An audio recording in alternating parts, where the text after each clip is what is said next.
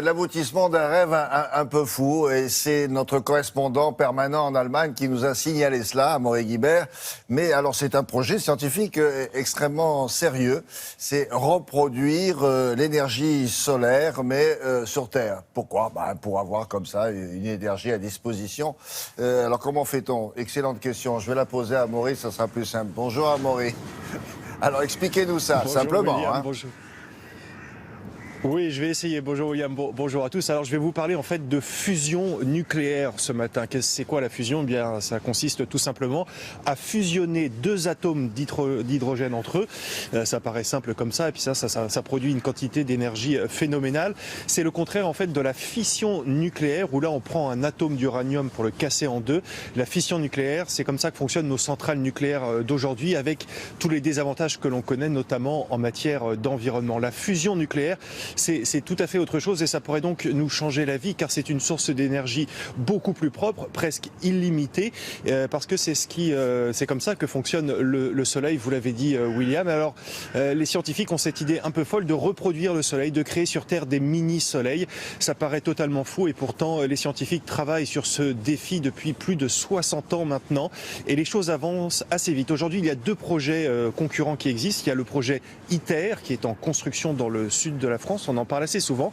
Et puis il y a un autre projet allemand qui fait moins les gros titres, et pourtant qui avance lui aussi très vite. C'est le projet Wendelstein 7X. Alors c'est un nom un peu barbare, mais ça pourrait bien changer notre vie. La fusion nucléaire avance très vite. Est-ce qu'elle va devenir une réalité? On va voir cela dans ce sujet réalisé avec Brice Boussoir. Sans lui, nous ne serions pas là. Le Soleil est notre bonne étoile qui brille depuis 4,5 milliards d'années, avec ses éruptions régulières, gigantesques. Un monstre d'énergie qui semble inépuisable.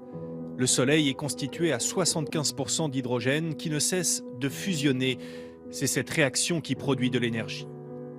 Et les scientifiques se sont mis en tête de faire la même chose, mais sur Terre.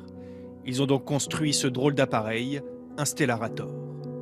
Didier Chauvin fait partie de l'équipe internationale de chercheurs et d'ingénieurs qui a conçu ce réacteur. Et puis c'est une machine, quand on s'y intéresse, quand on a démarré comme moi au tout début, évidemment, après 10 ans, voir que ça fonctionne, du rêve à la réalité, c'est à la fois beaucoup d'émotions et de plaisir. Il a fallu une décennie et 1 milliard d'euros pour construire ce Stellarator, l'une des machines les plus complexes du monde. Dans cet anneau, entouré d'aimants, des atomes d'hydrogène sont soumis à une température de 100 millions de degrés. L'objectif est de reproduire les conditions du Soleil pour arriver à la fusion nucléaire, une énergie propre, presque infinie. Il faut beaucoup moins de combustible, c'est 10 millions de fois plus efficient que le charbon. La fusion pourrait donc tout changer. Angela Merkel, physicienne de formation, le sait. Elle est d'ailleurs venue en personne lancer les premiers tests. Pour le moment, tout fonctionne comme prévu, mais le chemin est encore long, très long même, avant que l'on ne produise de l'énergie à grande échelle grâce à la fusion nucléaire. Alors, Amaury, où on en est des prochaines étapes? Quand va-t-on pouvoir profiter concrètement de cette énergie-là?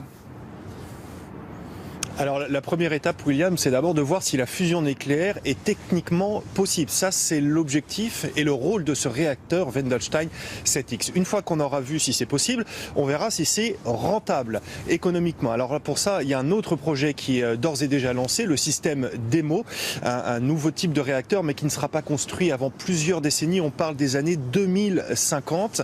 Et une fois que cette étape aura été franchie, bien là, on pourra éventuellement construire à grande échelle des centrales et des réacteurs à fusion nucléaire, mais cela nous mène à la fin de ce siècle. Donc William, malheureusement, nous ne serons sans doute pas là pour le voir, mais pour les générations futures, pour nos enfants et nos petits-enfants, si la fusion nucléaire se concrétise, ça pourrait bien changer le cours de l'humanité. Oui, mais ils auront les cassettes des papys.